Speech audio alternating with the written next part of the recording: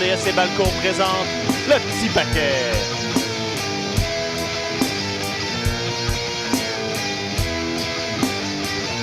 Bienvenue à l'émission François Côté en compagnie de regardez ce qui est là, comment il est beau. C'est-tu la fin du mois d'août, rien qu'un peu, la rentrée scolaire, ce qui fait en sorte que je recommence à m'habiller comme un gars élégant et faire le contrepoint à vous, qui avait un look acceptable. Mais tu sais, pour la TV, là, comment? Faites un effort, messieurs, là. Ben, je fais un effort. Rien à dire à ça. Effectivement, on est deux hosties de guenilles, pis t'es un modèle de perfection masculine. Ben, c'est ça. En plus, t'as comme Hugo Roy qui te call out toujours sur ton linge, là. Donc, tu sais, il t'envoie les signaux. Hugo peut aller s'acheter une vie first, puis retourner dans un boulamite où il réside à longueur d'année. En 2004. Exactement. Ça, c'était Monsieur Internet dans le temps qu'il y avait des modems 14.4. Exactement. Monsieur Internet dans le temps qu'Internet n'était pas populaire. Le premier roi d'Internet à la fin des années 90. Donc, Mathieu, Stéphane, Guillaume Ironman Seguin à la console. Oh, hey, je sais pas si vous avez vu les guns sur Guillaume, ouais, mais hein? vous checkerez. J'irai voir ça après. C'est un petit monsieur en forme. C'est impressionnant. Grosse nouvelle qui est sortie cette semaine. Bon, on en parle depuis longtemps de manière hypothétique, conditionnelle. On savait que ça s'en venait, mais là, c'est officiel. La WWE met NXT à la télé les mercredis sur les ondes de USA. En même temps que le show de All Elite à TNT. Donc là, c'est un peu... C'est le début... Ça va être la guerre du mercredi soir des ratings télé. Ouais. Puis, c'est le fun. Comme on se disait un peu, All Elite va être tout seul de son bar, puis ça va commencer tranquillement. Puis Vince a fait non, moi je vais vous partir un show de là 2 semaines avant vous autres. C'est ça. Puis on s'installe le mercredi. Ce qui est drôle, c'est que là, tu sais, un des défis de All Elite, c'était de créer l'habitude de regarder la lutte le mercredi. Je pensais exactement la même affaire. Puis là, Vince fait comme, je vais le faire à votre place. Puis après ça, sauter dedans. Exactement. Mais c'est gutsy. Ça prend des bases quand même pour se dire, OK, je vais y aller direct face à face. Ouais. Mais là, t'es All Elite, puis tu te dis comme, finalement, j'aurais peut-être dû y aller le lundi straight up. Faire comme, j'aurais dû attaquer Je pense que c'est un bon match-up au final. Ouais. C'est la guerre du indie wrestling à la télé, un peu, là, si on veut. Je pense pas que TNT et All Elite voulaient se mettre à affronter Roy SmackDown toutes les semaines. On a pris un soir qu'on espérait peut-être avoir seul, mais là, comme tu dis...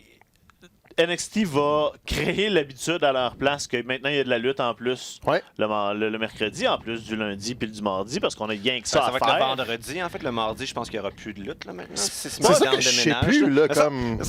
À chaque semaine, je vois comme un reportage ou une nouvelle comme quoi c'est confirmé que c'est le vendredi la semaine d'après. Finalement, c'était juste une rumeur. La semaine d'après, c'est confirmé. Donc là, on ne sait pas trop à quoi s'en tenir, mais je pense qu'on peut s'attendre à ce que ça soit le vendredi. Ce qui, à mon sens, n'est pas la meilleure plage horaire dans une semaine pour la TV. Là, le vendredi soir, les gens sont normalement pas devant leur télé. C'est peut-être une bonne plage horaire pour de la lutte live. Tu veux te déplacer comme dans une salle pour en voir, mais pour regarder la télé, je suis vraiment pas sûr. Ça, je pense que le thinking de Fox a toujours été je veux un équivalent à ce que j'avais avec le UFC. Puis le UFC faisait souvent des Fight Night le vendredi. Okay, ouais. Mais tu sais, comme tu dis, des fois on pense que c'est vendredi, d'autres fois c'est comment on va célébrer SmackDown 1000 ou whatever le mardi avec tout le monde. Dans ma tête, ça reste le mardi pour l'instant, puis peut-être ça va bouger, mais... Ça va faire comme un shitload d'heures de lutte à regarder, par exemple, parce que là, en plus, toujours, c'est confirmé que NXT passe de 1 heure à 2 heures, donc à USA. Donc là, déjà, on double NXT. Déjà, j'avais l'impression de manquer de temps dans ma semaine régulière pour être à jour dans NXT, donc là, on double ça.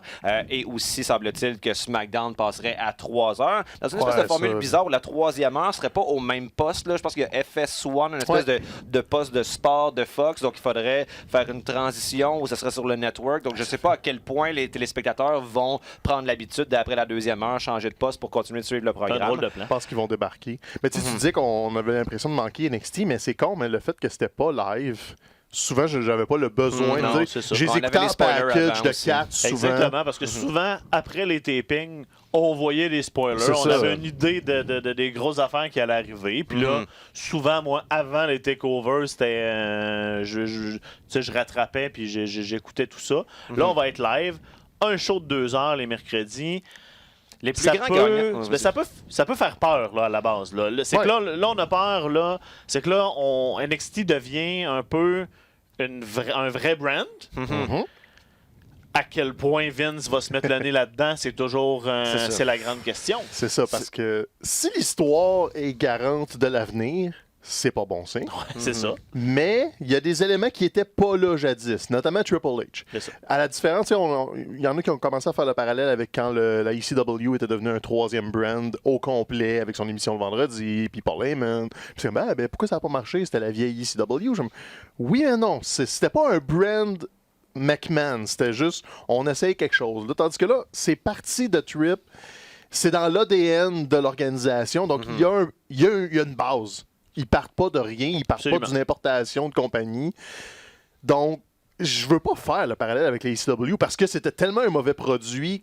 Comme, tu peux revenir et être nostalgique, puis mais il y avait John Morrison, il y avait CM Punk, c'était le fun. C'était vraiment un mauvais produit. C'est dans quelles années, ça à peu près? Je l'ai manqué complètement, cette passe-là. 4, 5-ish. Okay, il y a eu, les One Night Stand, quand ils ont fait ces deux shows-là, c'était après ça. Fait que de mémoire, les One Night Stand, c'est 2004, 2005, puis après... Moi, je pense que c'est 2006, le revival de l'ACW, de mémoire. C'est ça, le Summer of Punk, là, on le discrédite, là, mais ça fait un cibole de bout, là, le Summer of Punk. C'était une couple d'années avant le Summer of Punk. Fait que c'est comme... Faut qu'on remonte, là. Donc, tu sais, c'était pas une belle époque. C'était un petit poste. En plus, il était à Sci-Fi ou TNN, je sais plus. Tu sais, c'était vraiment garoché un peu, cette affaire-là. C'était une émission d'une heure. Le Big Show a été champion du monde. Vince était là avec Lashley. Tu sais, c'était quasiment un superstar de luxe avec un nouveau logo. Tandis que là, NXT a complètement un bassin de lutteurs différent, un historique, tu sais, ça fait quoi, 4 ans là, que ça roule avec les takeovers et tout. Donc, tu peux pas juste dire, on scrape tout ça, on fait une nouvelle émission de 2 heures. Non, c'est devenu une émission de 2 heures, puis je pense pas que Triple H va se faire tasser du processus. Je pense que Vince va juste manquer de temps éventuellement, puis c'est peut-être de ce côté-là qu'il va... Tu sais, au début, il va peut-être être un peu plus hands-on, parce que c'est un nouveau contrat avec USA Network, qui ont donné 60 millions pour 2 ans pour faire l'acquisition de NXT. Donc, forcément, faut qu'il fasse plaisir au board, là, le bureau d'administration, le conseil d'administration. Donc, oui, il faut qu'il rende des comptes, mais je pense pas qu'il va avoir un input décisionnel. Assurément, le groupe de gens qui a accueilli cette nouvelle-là avec le plus d'enthosasme, c'est le vestiaire de NXT, dans la mesure où ce qui commence à couler comme information, c'est qu'ils vont voir leur salaire augmenter d'une façon, vraiment dramatique. Et je veux dire, initialement, ça m'apparaissait ça comme étant le principal incitatif pour les membres du vestiaire de NXT de quitter NXT pour faire partie de Raw ou SmackDown. La question monétaire, là, maintenant, ça va être moins un enjeu. Et en plus, peut-être qu'éventuellement, NXT, leur show qui va avoir lieu à la télé les mercredis soirs, peut-être qu'ils vont finir par le faire sur la route, mais j'ai l'impression que, du moins dans les premières semaines, premiers mois, ils vont continuer de le faire peut-être à Full Sail University pour garder la signature. Et donc, pour les lutteurs, ils vont faire un meilleur salaire en n'ayant pas à subir le rythme très, très essoufflant de la route constante qui est celui de Raw et SmackDown. Ils font quand même de la route avec des house shows tranquillement. C'est pas comparable quand même à la route qui est faite par les lutteurs de Raw et SmackDown. Donc, ça va devenir drôlement intéressant pour les lutteurs de faire partie de NXT. Et en plus, pour ces lutteurs-là, là, maintenant, il y a un exposure qu'ils n'avaient pas auparavant. Auparavant, il n'y avait que les gens qui étaient abonnés au network, essentiellement, qui les connaissaient, alors que maintenant, ça va être possible pour n'importe qui de zapper et de tomber sur Velveteen Dream, de tomber sur Adam Cole. Alors, non, c'est eux. C'est sûr qu'ils étaient heureux. Il y a plein de noms aussi qu'on sait que des fois, après un certain temps, NXT, tu n'as plus vraiment rien à faire là. Tu es comme obligé d'écoller up. Ben là, NXT devenant réellement une brand à part entière avec son show télé, tu vas pouvoir... Comme là, il n'y a plus de raison de monter Gargano parce qu'il a tout fait à NXT. Non. À la limite, donne-y un break. Là, parce qu'on s'entend, je pense que leur move à eux est comme 2 semaines avant l'arrivée du show à TNT. Ils sont mi-septembre, Ces 3 premiers shows-là, les 2 avant et le show du soir de la première de TNT en octobre. La première semaine d'octobre. Ça va être des énormes shows. On s'entend, ils vont tout mettre. Il faut même s'attendre, je pense, à avoir du monde du main roster au show du début octobre. C'est sûr que oui. Ça va être quelque chose. Des alumni, genre des anciens champions NXT qui vont revenir faire un comeback. On va tout faire. Ils vont tout mettre. La ceinture par équipe féminine, me semble que ça avait été annoncé qu'elle pourrait être défendue à NXT, sauf que ça fait quoi, 6 mois que ça existe, ça n'a pas été encore fait. Parce que les Iconics n'ont pas défendu la ceinture pendant qu'ils l'ont eu. C'est le genre d'occasion qui va se présenter pour ça, la ceinture 24/7. T'as préféré, Stéphane, peut-être qu'elle apparaîtra justement à NXT. C'est censé être dans son territoire où elle est en jeu. Donc, non, il y a quand même des possibilités. Je pense que les principaux perdants avec ça, c'est pas vraiment perdant, mais c'est téléspectateurs dans la mesure où, tu sais, je pense qu'avant qu'ils fassent cette annonce-là de NXT à 2 heures, ça demeurait possible pour un fan de lutte vraiment motivé de se dire, OK, là, moi, j'adore la lutte, là, je vais me les taper au complet. Raw, SmackDown, puis AEW dans ma semaine. Là, la seule TV que je vais écouter, c'est de la lutte, ça va être ça. Mais sauf que là, avec NXT en plus, ça commence à être un pas pire contrat. Quand on ajoute les pay-per-view dans ça, sûr, qui vont être assez fréquents. À la limite, on va avoir des choix à faire. Moi, personnellement, le choix est pratiquement déjà fait. On va écouter la lutte le mercredi, puis à la limite, Raw et SmackDown, ça va être je regarde les highlights, puis si quelque chose méritait vraiment la peine d'être absolument revu, j'irai le revoir au complet, mais... On va changer nos habitudes, ça, c'est certain. Exactement. Moi, j'ai peur de deux choses. Tu sais, l'aspect salarial, on en parlait, c'est vraiment pas négligeable. Parce que là, pour faire une fourchette de chiffres, les talents d'NXT sont payés entre 40 et 100 000. Tu sais, c'est des bonnes jobs, mais c'est pas un life-changing money, c'est un travail. Tandis que les talents WWE, c'est dans les 6 chiffres en montant. Tu peux aller faire jusqu'à 1 million. Un Roman Reigns de ce monde fait quelques millions dans son année.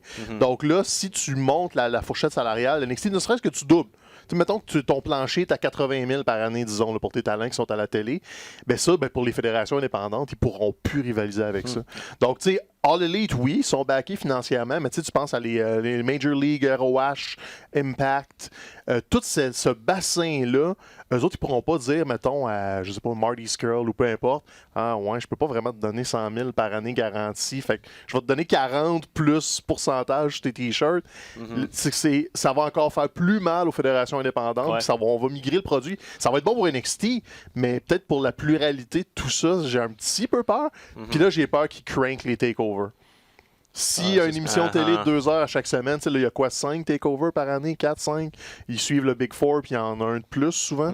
Là, j'ai peur qu'ils commencent à cranker ça un peu pour avoir vraiment une distinction, ramener du monde sur le network, parce que là, ils ne le regarderont plus sur le network, ils vont le regarder à USA. Quoique là, on ne sait pas, au Canada, USA, c'est pas vraiment accessible.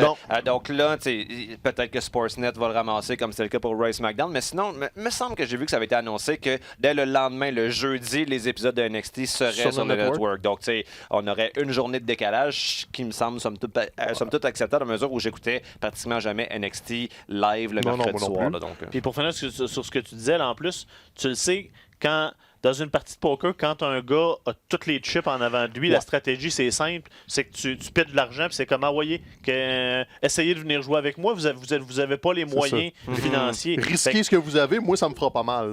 On s'entend que la WWE va pitcher de l'argent à tous les noms qui peuvent potentiellement signer à TNT avec la All Elite, puis les gars vont avoir à prendre la décision beaucoup plus d'argent ou venir avoir du fun avec mes chums, tu sais. Parce que là, tu sais, on dit toujours que NXT est rempli. Un Marty Scurll, c'est plus automatique qui va se ramasser à l'élite. Juste par exemple, le Ring of Honor, j'ai dit Marty Scurll, mais PCO, son contrat fini. Brody King, c'est un contrat d'1 an. Ring of Honor fait souvent des contrats d'1 an. C'est pas dit qu'ils vont pas juste vider la Ring of Honor complètement de hey, Matt Taven est un peu hot, on va l'amener, whatever. T'sais, ils ont eu du succès. Adam Cole, il venait de la Ring of Honor, donc il y a déjà une filière qui est là. Puis NXT, on dit c'est profond, puis tout, puis ça. Ouais, mais là, t'as 2 heures à la télé chaque semaine. T'as besoin d'une quarantaine de lutteurs, là, pas juste 20 qui performent vraiment bien. Fait qu'ils vont rajouter du monde, puis ils vont pas arrêter les call-ups. Tu sais, comme il va y avoir des changements de brand aussi, donc. Tu sais, sans dire que j'ai peur, ça va pas tuer le indie scene, mais c'est pas juste un assaut du All Elite nous gosse, on va aller se mettre dans la même plage horaire. C'est t'as peu, là, on va reprendre le contrôle de ça. Je pense que Triple H est assez intelligent pour faire comme on gagnerait à avoir tout ce monde-là de notre bord. Mais c'est un peu ça à la base. NXT à la base, c'est la WWE qui s'attaque au indie scene. Mais là, c'était à petite échelle, puis là, c'est comme on vient de mettre un gros Kodak en avant de tout ça. Là, il y a un compétiteur qui commence à être gros, fait qu'on va en profiter pour essayer de tout ramasser. Fait qu'au final, on risque d'être gagnant parce qu'on sait que la WWE a tendance à toujours mieux fonctionner quand il y a de la compétition. Historiquement, on l'a vécu.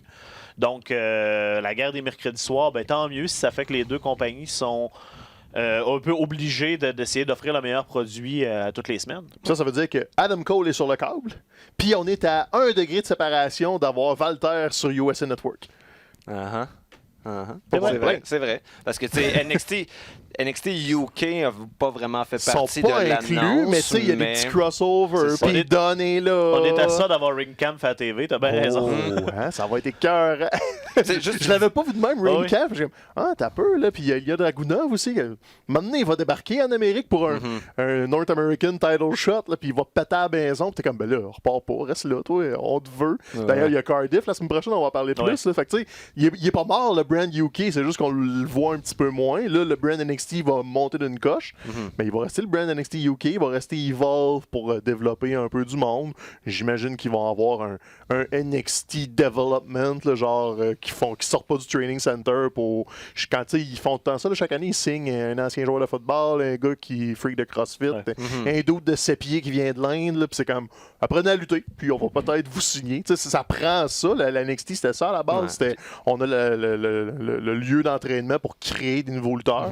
Donc, il faut qu'ils le gardent, ça, mais là, ils n'auront plus l'option de on va les faire lutter à Full Sail, parce que là, Full Sail va avoir une grosse Kodak HD à tous les semaines, donc il faut que tu gères ce show-là. Mais ils vont trouver moyen de faire une télé-réalité avec cette gang-là. Bon, même l'autre fois, au Network, là, j'appelais, ça faisait, je sais pas moi, peut-être 2 mois de tout ça. Il y avait une émission de 2 heures que c'était juste comme au Performance Center, les lutteurs, les recrues qui font des exercices physiques, des compétitions de Battle Road. Breaking Ground?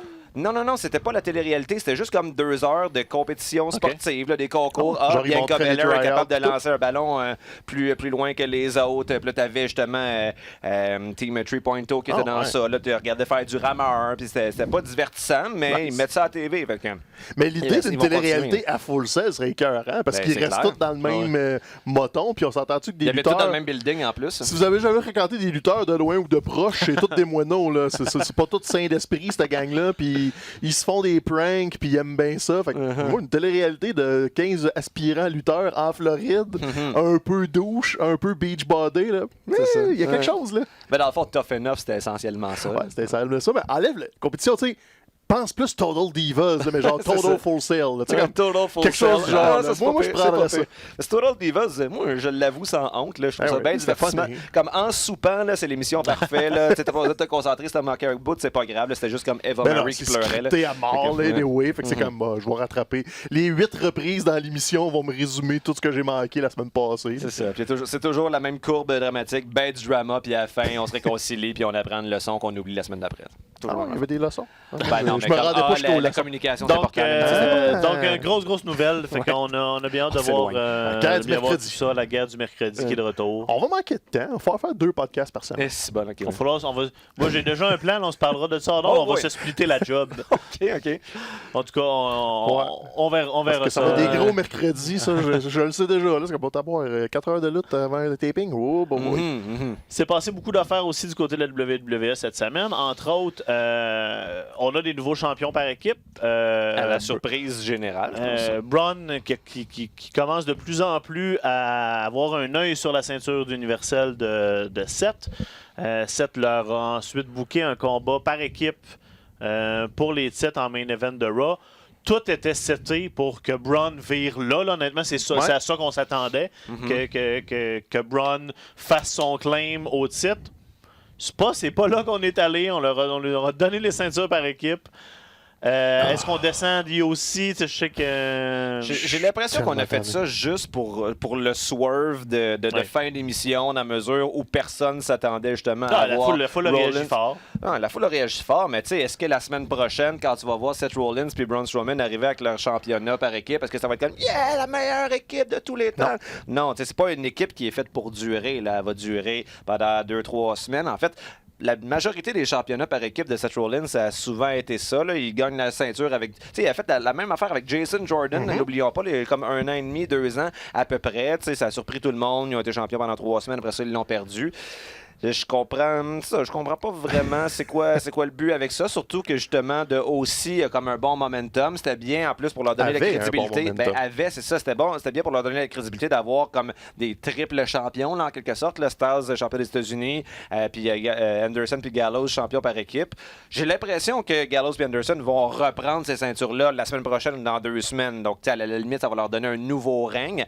Mais je sais pas, j'avais l'impression que ça avait été fait un petit peu dernière minute. Puis en fait, ce qui était bizarre, c'est que j'ai lu que pour une des rares fois, Vince McMahon n'était même pas backstage à l'émission de lundi dernier. Donc, comment? Il s'occupait de la XFL. De XFL, ça. Donc, tu avais Paul Heyman et Triple H qui avaient visiblement plus de pouvoir sur les décisions créatives de l'émission. Et, à bout de ligne, l'émission se termine avec une décision créative qui est tout à fait Vince McMahon. Là. Donc, on pouvait s'attendre à quelque chose de mieux, mais pas vraiment. C'est pas ce qui est arrivé. C'est encore la maudite storyline de l'équipe dysfonctionnelle. Je suis tellement tanné de cette storyline-là. C'est comme... T'as un gros monstre qui flippe des autobus puis des ambulances. Veux-tu bien le faire être un gros monstre méchant? Ah oui. Pourquoi faut que tu ailles dans cette rôle-là? Et aussi, pourquoi tous tes championnats de Raw sont impliqués dans la même histoire? Donc, t'as 3 champions donc, t'as 2 champions sur 3 qui sont amenuis, parce que AJ Styles, sa ceinture, c'est une décoration. Il n'y a pas eu de défense de titre. Les champions par équipe passent pour des tout nus, parce qu'ils se font battre par 2 gars qui se matchent ensemble à la dernière minute. Qui ça aide là-dedans? C'est encore du booking qui part d'en haut. C'est qu'il y a juste ce qu'il y a en haut qui est important. Puis ce qui trickle down, ce qui coule en dessous, ben c'est tant mieux ce qu'il leur reste. Il n'y a pas de plan d'établir DOC de manière forte. J'avais l'impression que oui, enfin. Il y en a quand ils ont du temps. OK, c'est beau, oui, on va établir DOC. Puis là, à la seconde où quelqu'un fait comme, hey, on pourrait faire gagner ceinture par équipe à Braun puis Seth, qui sont en haut, ben là, toute la construction en dessous est plus importante. C'est que là, on dit comme, ah oui, OK, go, on leur donne les tags par les ceintures par équipe, puis c'est pas dans leur tête, on dirait comme pas important pour le reste du monde en dessous. Je suis juste pas d'accord avec ce que Stéphane disait, à savoir que DOC sort amenué dans la mesure où ils ont perdu contre une équipe qui n'est pas habituée de travailler ensemble. Cette équipe-là, c'est quand même le champion universel de la compagnie, puis t'as Braun Strowman qui est comme le gros monstre de la compagnie aussi. Donc, tu sais, à la limite, je pense que DOC est un petit peu protégé ou a une excuse dans ça, mais c'est juste plate de voir gagner. Parce que si tu veux avoir une division par équipe forte, il faut que tes équipes soient fortes. Il faut qu'il y ait une distinction entre des gars qui, là, tu sais, puis c'était plus vrai dans les années 90, le commentaire l'appuyait. Ces gars-là sont habitués de travailler ensemble, ils savent comment. C'est la cohésion qui est le plus important. Tandis que là, c'est comme juste pitch 2 gars ensemble. C'est comme quand ils se sont mis à donner des règnes de champion par équipe à Austin, Taker, Austin, whatever. Puis c'était correct, ça donnait un pop, mais c'était pas des champions par équipe. C'était juste Austin ramasse une ceinture en chemin, il fait d'autres choses avec. C'est pas là, ça Rollins. C'est pas ça qui rend tes divisions par équipe. Non, c'est ça. C'est juste là, c'est pour construire Rollins. Puis là, on enregistre vendredi exceptionnellement. Alors, regarde ça, là. Peut-être pas la semaine prochaine, mais l'autre d'après, Braun va abandonner Seth. Mais là, Seth perdra pas les ceintures tout de suite. Il va essayer de les défendre, il va être vaillant, ça va être le champ qui se défend, puis il va avoir un match handicap. Là, DOC va regagner, parce que ça va être un match handicap avec un champion aux 3/4 blessé. Puis là, ça va comme être wow, c'est ça mes champions par équipe à 2 contre 1, puis ça va lui prendre genre 5 minutes, là, ça sera pas un squash. Là. Non, c'est ça. C'est exactement ça qui s'est passé avec Dean Ambrose. En fait, c'est précisément la même équipe, les mêmes histoires qui avaient été racontées. Donc, ils gagnent le championnat ensemble. Le soir même, c'est là qu'Ambrose fait son heel turn contre Seth Rollins. Puis, comme tu dis, il a défendu quand même le championnat par équipe pendant 2-3 semaines après. Tu sais, je suis juste super tanné. Ils l'ont fait 48 fois en 2 ans. Puis c'est comme passer à un autre appel. Braun Strowman, c'est une équipe à lui tout seul. À la limite, fais-les défendre lui tout seul en match handicap. Puis t'as quelque chose de différent. Il y a quelqu'un sur Twitter que je me rappelle pas qui, malheureusement. Je suis désolé de pas donner le crédit, là, mais qui a mis comme une photo de Braun avec Nicholas, puis celle avec Braun avec Seth Rollins. C'est comme, hey, Nicholas, il a vieilli en 2 ans. T'sais. Mais en tout cas, au moins. Il y a un produit qui s'appelle le Air Hawk. C'est parfait pour toi.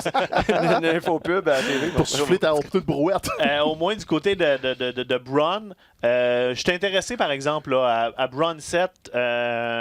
Ça peut être le fun. J'ai hâte de voir comment on va continuer. Tu voyais que même après avoir gagné ceinture par équipe, le regard de Braun est quand même toujours sur l'autre ceinture. Il est allé lever cette main-là avec cette ceinture-là à 7, puis des petites subtilités que j'aime bien, que j'ai hâte de voir en tout cas comment ça va évoluer. Si Braun est le méchant des prochains mois de 7, ça peut être le fun. C'est juste ce chemin-là. Moi, j'ai hâte qu'il s'en débarrasse, puis qu'on soit rendu à Braun qui flippe des limousines et des gueuses du genre. Ou, c'est con, là. Je le souhaite pas tant que ça, mais si tu m'as introduit Becky Lynch dans l'histoire, puis qu'elle est physique avec les dudes, c'est fair play de... Non, faut les garder séparés. Là. C'est fair play de l'utiliser pour atteindre 7. C'était un... Non, ça a été un flop. Mais ils l'ont déjà fait. Puis avec Lacey Evans. Avec l'histoire avec Lacey Evans, Baron Corbin. Je pense que c'est diminuer de même que de la garder comme étant la blonde de Seth Rollins. Elle est plus big que Seth Rollins, à mon avis. Ben, je suis d'accord. Mais il y a des façons de le faire sans la diminuer. Tu peux... Braun pourrait y faire perdre sa belt. À Becky. Il pourrait avoir une influence dans un de ses matchs comme d'être... Je sais pas. Moi, je les garderais séparés parce que Becky continue d'être hot fire. Ouais, là, elle est hot fire, là, mais... Ta promo de cette semaine, toutes les storylines avant même que Sasha Banks ait le temps de parler puis d'expliquer ses actions, Becky la ramasse en disant comme... Tu sais, t'es la personne la plus talentueuse, je sais pas comment le traduire, plus talentueuse sur le roster qu'il faut pousser pour qu'elle fasse quelque chose. On n'est pas supposé avoir à te... You're the greatest wrestler to never be great. D'être grandiose. C'est ça. We don't have to goat you, we have to goat you into greatness. Là, puis c'était comme pow, avant même qu'on commence. C'est fuego, ça. Là. C'est ça. Mais c'est ça. Tu sais, je dis pas... Peut-être que Braun gagnerait. Comme utilise le hot fire de tout ça, mais... Moi, ça, j'ai des gros bémols là-dessus. Au moins, ça serait différent de scrap tes champions par équipe pour construire ton programme principal. Puis pendant ce temps-là, AJ Styles a l'air d'un bouffon qui fait rien. Il a effectivement rien fait, en fait, cette semaine. Puis là, pendant qu'on est justement sur les filles, bon, ben là, Sacha a parlé aussi cette semaine. On a eu peur d'avoir un King's Court avec le King. Mais The Fiend qui est face. Il écoute Internet. The Fiend est comme le justicier de Twitter. Qui est venu sacrer une volée à notre ami Jerry Lawler avant qu'il ait eu le temps de se faire honte à lui-même. Je sais pas s'il va voler une prise à Jerry Lawler. C'était quoi le finisher de Jerry Lawler? Ça a toujours été le figure 4 historiquement ou le pile driver. Le pile driver, ils n'ont plus le droit. Fait que là, c'est comme... Okay, ouais. Non, je pense que là, il a volé le Mandible Claw, puis c'est le Claw qui est sa prise. Il pourrait voler les jokes de mon oncle, à la limite, dans le Firefly Funhouse. Est-ce que... I'll send you to hell and say hi to your father. C'est-tu trop loin, cette ligne-là? Ou Moi, je trouve que ça pile dessus. Ouais, avec Natalia, là, ça? Ouais, Sacha qui dit à Natalia par rapport à son père qui est décédé. Je pense que c'est efficace pour donner du hit à Sacha, mais je vais continuer de toujours avoir un malaise lorsqu'on intègre dans les histoires de la lutte des décès véritables. Forcément, si c'est à TV... Natalia a donné son approbation à ça. Puis là, maintenant, il y a un an qui s'est passé. Elle a eu le temps de faire son deuil. Mais souvenons-nous que c'était dans les histoires l'année passée, la semaine après, qu'il soit mort. Ça, c'était plus parce que les décès de lutteurs, il y a toujours un petit aspect où, probablement que, tu sais, comme, qui aurait dit oui. Parce qu'ils ont worké toute leur vie, puis ça le, tu sais...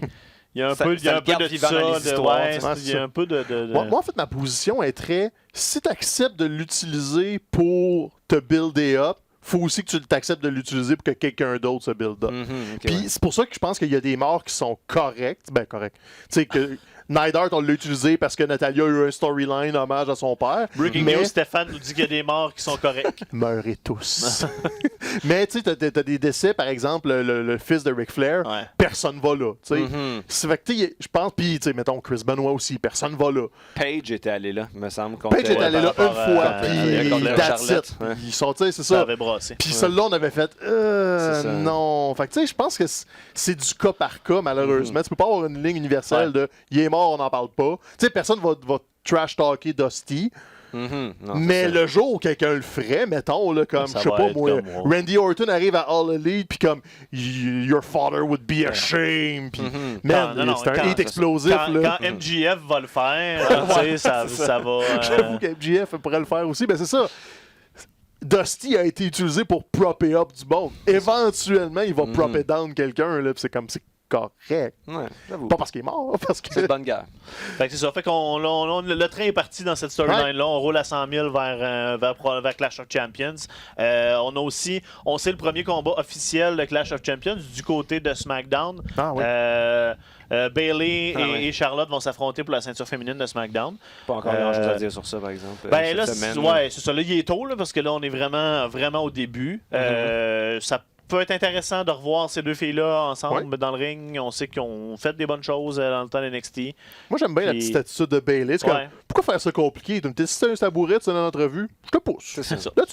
Puis ça serait bien de voir pour une fois Bayley avoir le dessus sur Charlotte. Je pense que ça serait comme la meilleure histoire à raconter parce que je pense que personne serait excité de voir Charlotte dès maintenant remporter son comme 43e championnat. Donc, est assez big pour ne pas avoir besoin d'un championnat autour de la taille pour briller. Tu peux déjà gager ta paye si tu veux sur une victoire de Charlotte à Clash of Champions. C'est ça, tu penses que de l'équipe des cyniques. C'est mon guaranteed pick. Il y a des maudites bonnes chances pour Clash. L'histoire de Roman Reigns, de qui a frappé Roman Reigns continue. Moi, je trouve ça bien bon. J'ai souri. J'ai souri. Je pense que c'est un temps faible un peu cette semaine au travers d'une histoire qui allait bien. Ouais. Mais là, c'est ça. Là, au final, c'est un sosie je pense de Rowan. Il aurait fallu qu'il fasse le reveal au début. Parce que là, c'était comme un build-up pour un point. Mais il était un peu funny pareil. C'était juste trop de build-up. Mais dans la traînée de tout ça, t'as eu Buddy Murphy comme Daniel Bryan. T'as Roman Reigns qui, enfin, il a pas l'air d'un cabochon qui essaie d'être Joe Cool. Il y a un semblant de personnage qui est pas forcé, qui est pas fake. J'ai comme, bon, au moins, il y a ça de bon dans. Même si t'as le fake Eric Rowan à la fin. Ben, écoute, c'est pas mauvais. Ça avait juste pas vraiment de sens que le gars qui est embarré dans la pièce pendant comme 2 heures accepte de garder une couverte sur sa tête pendant 2 heures. C'est le seul détail qui t'a dérangé. C'est le seul détail parce qu'à la fin, l'idée du sosie, j'ai trouvé ça bon. On sait depuis le début que c'est Daniel Bryan qui est derrière. Ben, je veux dire, on imagine que c'est ça. Là, ça serait pas Rikishi qui est. I did it for the Rock. C'est ça. Mais donc, ça va être Daniel Bryan en bout de ligne, mais comme façon pour lui de gagner du temps un petit peu, j'ai trouvé ça. Je dirais même witty. Là, c'est un smart heel, genre comme, ben non, c'est pas nous autres. Regarde, là. Puis là, c'est ça. Puis écoute, on n'a pas eu un mauvais segment impliquant Roman Reigns depuis super longtemps. Ça fait du bien. Daniel Bryan, même dans, mettons que je suis pas 100% d'accord avec vous autres, puis que je trouve que celui de cette semaine était plus faible, même au travers de tout ça, continue de bien paraître, puis d'être... il est bon, il a le don d'aller jouer ses bonnes notes. C'est pas des circuits à tous les fois, mais mettons que tu fais un petit simple dans l'allée. C'est quand même correct. Overall, tout va bien. C'est ça, exactement. C'est surtout toi, mettons, l'historien de lutte. Est-ce que cette dynamique-là, mettons, dans une équipe, on a vu ça à quelques reprises déjà, où t'as comme le gros gars qui sac la volée tout le temps, pendant que l'autre plus petit, dont on sait qu'il a une réputation, il est correct, va comme trash-talker pendant la volée. Toi, t'écoutes pas notre podcast depuis 3 ans. Quelque chose d'autre que genre que Diesel puis Shawn Michaels. Hey, ça va faire la chicane en esti si tu te mets à l'appeler lui comme l'historien. Là. Fuck em all. Start pas ça. Là. OK. Ben toi, d'abord, as-tu un autre exemple que Diesel et Shawn Michaels? J'ai pas écouté ta question. Ben oui, c'est quand même assez classique. Le Ted DiBiase l'a déjà fait. Quand il avait son $1 million team, c'était tout les gros goons qui l'aidaient. C'est quand même assez efficace. T'as eu Dolph Ziggler avec Diesel.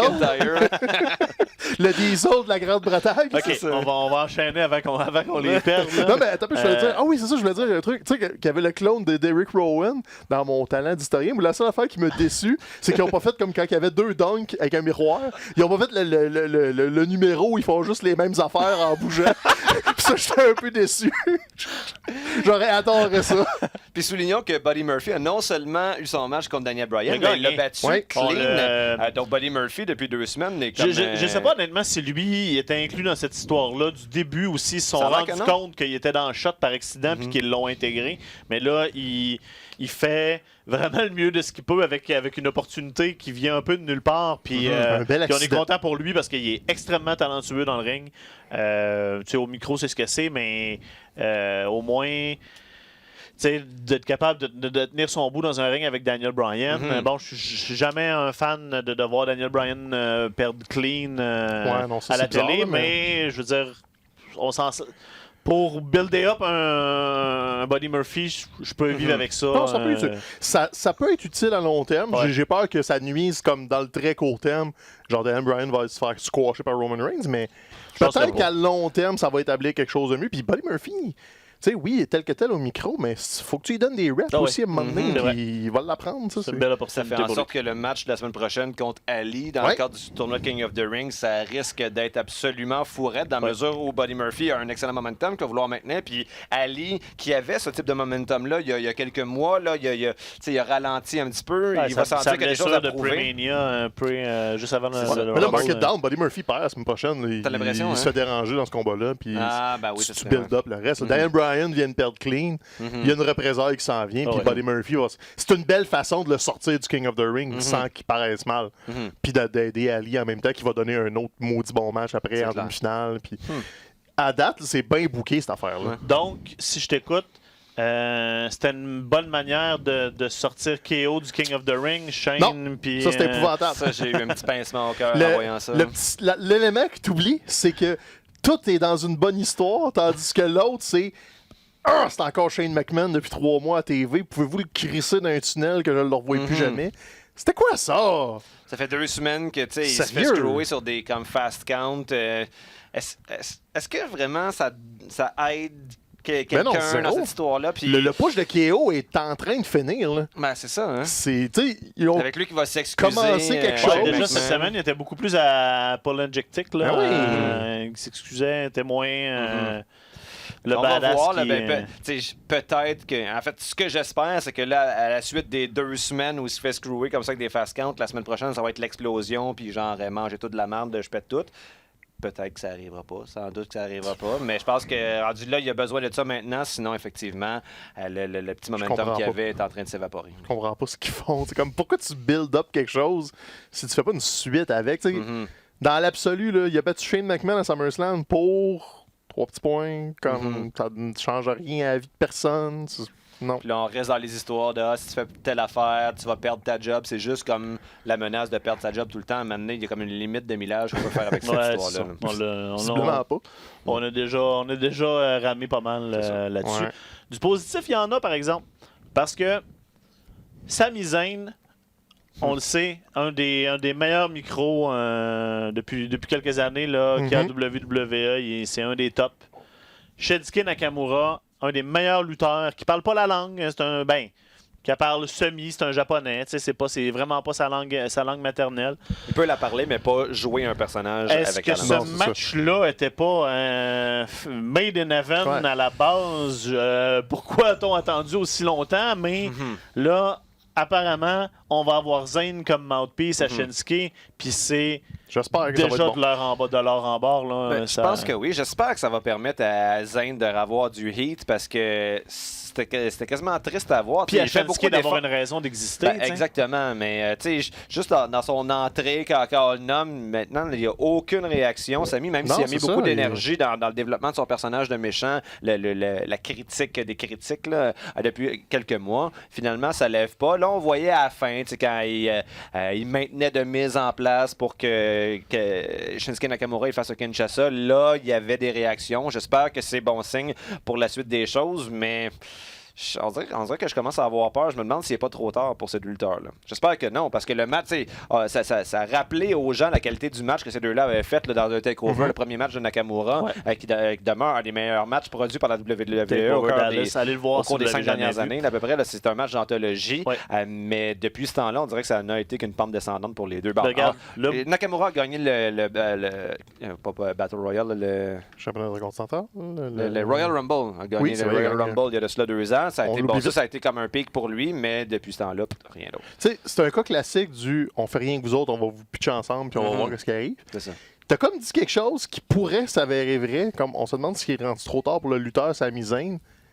y a peut-être un deuxième volet à sa carrière. Ouais. Sami Zayn, c'est vrai que quand il s'est blessé aux épaules, il en a profité, il a fait de l'impro, il a travaillé sur l'aspect communication qui manquait un petit peu parce que il a lutté pendant 10 ans avec un masque sur la tête. Fait que l'aspect communication, c'était moins important dans son développement de personnage. Fait que son storytelling, il le faisait autrement. Ça, il l'a vraiment amélioré, puis c'est rendu sa force. Ouais. Puis peut-être que le WWE Universe l'accepte pas comme athlète menaçant, comme lutteur. Tu sais, il y a toujours un peu le faire valoir, toujours un peu le gars qui se fait varloper. Ça peut être un maudit bon gérant, ça, par exemple. Si c'était le gars qui se fait varloper, un peu comme Lio Rush faisait avec Lashley. Quand lui avait un combat, c'était pour être du pâturage avant que Lashley vienne faire le ménage. C'est peut-être une phase de la carrière où Zayn va perdre tous ses combats, mais il va avoir un hit, il va aider Nakamura, puis au final, il va être plus présent. Pas mauvais, c'est quand même une belle job. Là, oui, il n'est pas champion du monde, puis c'est pas le gars dans le milieu du poster.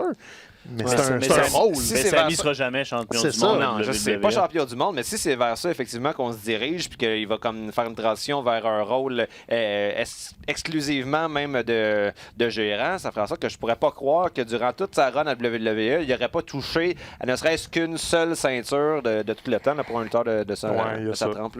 Ouais, mais des fois, c'est pas une mauvaise chose parce que s'il continue, puis si un moment donné, la colle pogne, puis qu'ils finissent par y trouver quelque chose qui marche, puis qui résonne avec les fans, puis qu'il y a un autre run de babyface, puis que là, tout d'un coup, hey, ça fait X années que je suis là, puis que j'ai jamais eu la belle, puis tu sais, on est en train de le jouer tout ça un peu avec Kofi cette année, puis tu sais, ça peut fonctionner. Fait que tu sais, des fois,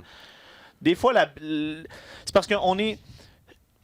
un des problèmes qu'on a, là, c'est qu'à un moment donné, on est tombé dans un pattern où les ceintures, c'est un peu chacun son tour. Où tout le monde mérite une run avec la belt. Contrairement aux années 80 où... Puis 70 puis 80 où c'était pas ça du tout. T'avais beau être un... top juste en dessous. Si t'étais pas en haut, t'en avais pas de ceinture. Tu sais, Roddy Piper a jamais rien touché à part l'Intercontinental très tard dans sa carrière. Dans les années 80, le Piper a jamais été champion de rien. C'était toujours le méchant, l'aspirant, le gars qui perdait en finale. Puis il était un des gars les plus hot de la business, là, mais il a jamais rien touché. Je pense pas qu'on a besoin d'avoir des ceintures de championnat pour dire qu'on a eu une carrière importante et du succès. Puis sinon, il y a un précédent de justement d'être le compagnon de quelqu'un qui est hot. Ça date un petit peu, mais quand... c'était quoi son vrai nom? C'était Damien Mizdow, mais avant qu'il soit Damien Mizdow, c'était Damien Sandow est devenu la doublure du Miz. Dans cette époque-là, il luttait à peu près pas. Là, il faisait du comedy work à l'extérieur du ring. Puis éventuellement, comme ça a pris peut-être 6 mois, qu'il faisait les cascades du Miz en même temps que lui. Puis il y a eu un push. Oui, là, il a fini par quitter la WWE. Puis ça a mal Il est devenu plus over que de Miz. Il avait pas gagné Money in the Bank avant d'être Mizdow. Avant ou après? C'est pas grave. Non, mais Sami a eu des succès quand même. C'est juste qu'à un moment donné, là, tu lui donnes un nouveau rôle. Ça peut le mettre comme sur pause. Parce qu'on s'entend que quand Sandow était devenu la doubleur du Miz, c'était pas un cadeau. Là, c'était comme, on sait pas quoi faire avec toi. Là, tu fais ça. Fait que peut-être que ça va juste être un moment de réflexion / pause, puis qui va être un tremplin par après. Puis ça nous donne Sami qui parle à la télé, qui est pas perdu. Là. Puis en étant un membre, mettons, d'une équipe, d'un duo de méchants, ben ça donne toujours la possibilité à ce que Nakamura, s'il reste méchant, ben il se revire contre lui, puis ça lui permet de faire un face turn. Parce que, tu sais, oui, on était bien enthousiaste au début du heel turn de Sami Zayn. Il était bon dans ce genre de rôle-là, mais avec le temps qui passe, force est d'admettre que c'est pas son rôle naturel. C'est un babyface naturel, donc il faut qu'il trouve effectivement une stratégie pour le ramener vers le chemin de la lumière. Peut-être que c'est le début de ça. Puis sinon, ben, El Generico fera un retour à All Elite Wrestling dans 2 ans. On va popper comme des malades. J'ai la misère à me concentrer. Là. J'ai Naito qui me regarde de même depuis tantôt. C'est déconcentrant. Puis Jay White aussi. Là. On a aussi beaucoup continué cette semaine à avancer l'histoire justement de Kofi, Randy Orton. Là, on a mélangé un peu de revival à tout ça. C'était moins ça mardi à SmackDown, mais lundi, c'était efficace comment on a utilisé un affrontement par équipe entre The Revival et les 2 autres membres de New Day pour faire avoir l'air Randy encore plus vicieux, encore plus le dur Randy méchant qui peut être, puis que ça fonctionne quand il va là. Il a l'air motivé ces temps-ci, Randy Orton, donc tant mieux, on le prend quand ça passe. On sait que c'est pas toujours le cas. Il est motivé parce qu'il y a une première qui s'en vient? Peut-être. Je sais que c'est ta prédiction en depuis juillet, quelques semaines. Randy est le champion à Fox. Là, c'est ça. Mais je trouve que la chimie aussi avec The Revival fonctionne très bien. Les Revival sont tout le temps bons. Sont tout le temps bons, c'est ça. Puis il a comme fait une espèce de ça ressemblait au 3D, mais les deux gars de Revival qui lèvent, je pense que c'était Xavier Woods pour lui faire un RKO après par Randy Orton. C'était, en tout cas, s'ils sont pour travailler les trois ensemble à plusieurs reprises, moi je serais vraiment très enthousiaste de revoir ce spot-là parce que ça avait l'air douloureux et efficace. Puis il y a l'élément classique aussi. Take out les autres membres de New Day avant d'affronter Kofi. C'est une belle façon de le faire. Ouais. Puis peut-être que Revival va ramasser les titres par équipe par la bande en même temps. On a longtemps assumé que John Cena allait battre le record de championnat du monde de Ric Flair. Là, avec. Il doit pas être loin, Randy. Là. Randy est juste une coupe en arrière. Là, Cena est comme pas mal en train de la faire, la transition vers Hollywood. On le verra probablement plus. Peut-être que. Là, il a égalé Ric Flair, je pense. Il est égal. C'est ça. Il faut qu'il passe over. C'est 15 ou 16 le chiffre? 16 le chiffre? Il me semble qu'il est égal. Il est à 1 d'être tout seul en haut. Est-ce que ça pourrait pas être Randy Orton qui a les dépensé? Moi, je pense encore que ça va être Triple H. Il va se donner des comebacks. Il va se donner le titre de la NXT une couple de fois, là, comme le championnat du monde, ça, c'est mon brand. Ça va être Charlotte qui va battre ce record, là, en fait. C'est comme le volet féminin, là, on s'entend, mais je pense que c'est la seule à date, compte tenu de l'âge qu'elle a, compte tenu de la quantité de championnats principaux qu'elle a déjà remportés, c'est la seule qui a cette possibilité-là. Parce que Randy Orton, je sais pas, il doit avoir comme 47 ans, 45, mettons, à peu près. Peut-être pas si vieux que ça. Il a commencé très, très, très jeune. Il était début vingtaine, début 2000. Fait qu'il doit avoir 42, 43. Là. OK. Randy Orton, il est dans 80, il a pas 40 ans. Il a pas 40 ans encore? Randy Orton? Et voilà. Oh, non, c'est ça. Son premier ring de champion du monde, il avait 21 ans, Randy Orton. C'était un bébé. Là. Là, il doit en avoir gagné peut-être 13, 14. 12, 13? C'est ça. Ça se pourrait. C'est possible, j'avoue. Il reste encore un prime run éventuellement. Il est à 13 si je compte bien. Bon, fait que c'est pas une mauvaise hypothèse. Il tomberait à 13-14, il serait 2 ou 3 off. Puis là, ça commence. Ça donne une raison de se réinvestir un peu dans son histoire parce que là, à partir de ce moment-là, c'est rendu possible pour lui de battre le record. Fait que il y a moyen de raconter quelque chose là. Ah non, puis tu sais, c'est un legacy guy. Là, il a jamais lutté ailleurs. Il est 100% WWE, Randy Orton, depuis qu'il a 4 ans. Je pense qu'il est né pour ça. Ça pourrait. Bien vu, j'ai jamais vu ça venir, mais oui, ça a du sens. Pour closer la WWE, dans le King of the Ring, on a Joe qui bat Cesaro. C'est le fun. Ouais. Alexander qui bat Zayn, puis là qui amène tous ces changements-là. Elias qui bat KO. Ça doit être ton épisode préféré du 24/7. Elias a fait suspendre les règles pour la soirée. Il n'y a rien qui s'est passé.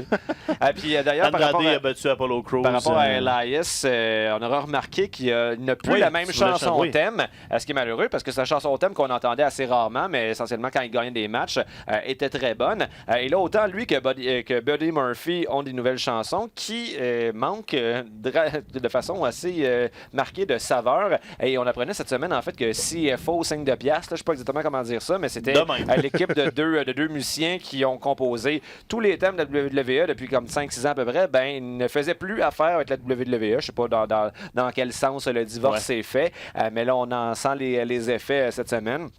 Je sais que certains plus puristes disaient que Jim Johnson, le compositeur classique, avait fait les meilleurs thèmes, mais quand on regarde tout ce que CFO, pas plus 5 de piastres, on fait les tunes comme Glorious de Bobby Roode, Nakamura, etc. C'est des solides thèmes de lutte. Donc, félicitations à eux. Ils méritaient toutes les médailles. Ça sera jamais l'Ultimate Warrior. Non. C'est-tu si marquant que ça, cette thème-là? Hey, t'as peur, là. C'est la meilleure tune d'intro de Balmol ever. De Balmol. Tu passes avec une présence au bâton à Balmol, là, tu frappes dans l'allée à chaque fois. Bon. Mais tu sais, on en a parlé souvent que Raw SmackDown, c'était plate quand il n'y avait pas d'enjeu. Là. Pas compliqué. Tournoi du King of the Ring. Ouais. On s'entend, c'est pas le tournoi mémorable d'anthologie qu'on va se souvenir dans 4 ans. Non, mais les matchs au moins servent à quelque chose. Ça sert à quelque chose. Tu build up un peu du monde. Mais ça a même pas pris, quoi. C'était 2 matchs par émission. Fait qu'une demi-heure d'airtime, même pas. Mais au moins, ça faisait rouler la balle un petit peu. La lutte. C'est pas compliqué. Des gros affrontements la semaine prochaine. Il va y avoir Corbin, McIntyre, Ricochet, puis c'était qui l'autre vont être dans un mix and match, des quatre. C'est ça. Je m'en rappelle plus du quatrième, mais c'était qui le quatrième dans ce match-là à 4 qui ont eu le partenaire de Ricochet, c'était Mysterio? Exactement. Non, pas Mysterio? Non. Je sais plus. Hey, hein? Ça m'a marqué ce combat par équipe. Imagine qu'on va avoir comme le double d'heures de lutte à regarder par semaine, là, à quel point on va être bon pour se souvenir de tout ce qui s'est passé. John Moxley va être le nouveau champion intercontinental. Voyons, qu'est-ce que c'est ça marche pas. La grande question de la semaine, là, c'est comment vous avez hâte à l'affrontement entre Rey Mysterio et Dominic? J'ai hâte. L'un contre l'autre. Ça prend un heel turn de Dominic. Là. Il est 3 fois plus gros que son père. J'avoue, je savais pas. Je suis tellement naïf. Moi, je me dis, ça va être un beau moment. Ils vont se battre ensemble. Là, ils vont passer la torche. Mais non, c'est vrai. Il faut qu'ils collent. Twister, Andrade va l'avoir adopté il y a 5 ans au Mexique. Puis Mysterio le sait pas. Puis me s'entraînant en secret avec la famille de. Parce que lui aussi, il y a une famille de lutteurs au Mexique, comme avec la Sombra. Puis le père, que je me souviens plus de son nom. Puis c'est comme, là, il ramène les masques. Putain, c'est Dominique. Le legacy de l'autre famille du Mexique. Ce serait carré, effectivement. Petit mot sur All Out la semaine prochaine. On va vous faire un preview complet. Dans l'épisode cette semaine là, de Road to All Out, je ne sais pas comment ils l'appellent. Ils ont 8 séries YouTube différentes. C'est ça, exactement. Mais un gros sit-down avec Jim Ross. Grosse entrevue là, classique Babyface. Ça peut pas être plus Babyface que ça. Hein? C'est sérieusement, là, c'est Dusty Rhodes à NWA en 86. Là. C'est comme, OK, il build de même là. Le tobacco farm de ma famille. OK, j'aime ça. C'est comme très, très carré, là, c'est un gros babyface. Juste la ligne. Jericho va être le gros méchant. C'est ça, juste la ligne. Mettons que Jericho gagne pas le championnat, lui peut toujours faire des shows de Fuzzy après. Moi, si je gagne pas le championnat, j'ai plus rien après ça. Je veux pas vraiment embarquer. Là. Tu vas continuer de faire de la lutte dans AEW. C'est peut-être sa seule opportunité. C'est ça. C'est ça. Moi, ce que je trouvais drôle en regardant cette entrevue-là, c'est peut-être une question d'éclairage, mais c'est la première fois que je trouvais ça frappant, la ressemblance physique, du moins du visage, entre Adam Page et Seth Rollins. Je me disais que quand on le dit de même, ça paraît pas, mais quand retourner regarder cette entrevue-là, il y a comme des heures de famille. Là, je me disais, peut-être que les deux champions ont des... Peut-être pas encore tout à l'heure. C'est ça qu'ils font au cégep, ils enseignent Showred? Non, mais vous retournerez voir, il y a des heures de famille. C'est l'éclairage, sans doute. Sans doute l'éclairage. Mais là, j'ai pas d'autre chose à dire sur ça. Là. Je marquais ça un matin. Je fais comment ça ressemble. OK. C'est ça, je vais lancer ça là. T'aurais dû regarder pour toi celle-là, champion. Peut-être. Fait que soyez là la semaine prochaine, justement. On a All Out, on va faire un preview de tout ça parce que ça va être une grosse fin de semaine. Il y a NXT UK Cardiff qui va avoir lieu samedi également. Fait que grosse journée de lutte samedi la semaine prochaine. Donc, soyez là la semaine prochaine pour l'émission. On va vous faire un preview de tout ça. On est écoutable sur iHeartRadio. Guillaume, Iron, les bras de... Yes! C'est fait! On va pas de minute culturelle. Les bras de fer. Mathieu, t'as-tu un... J'ai écouté une émission sur Netflix hier sur les tacos, un documentaire sur les tacos. Ça m'a donné faim. Je vous le conseille. Les tacos. Sur cet excellent mot de la fin. Soyez là la semaine prochaine, tout le monde. Merci d'avoir été là cette semaine.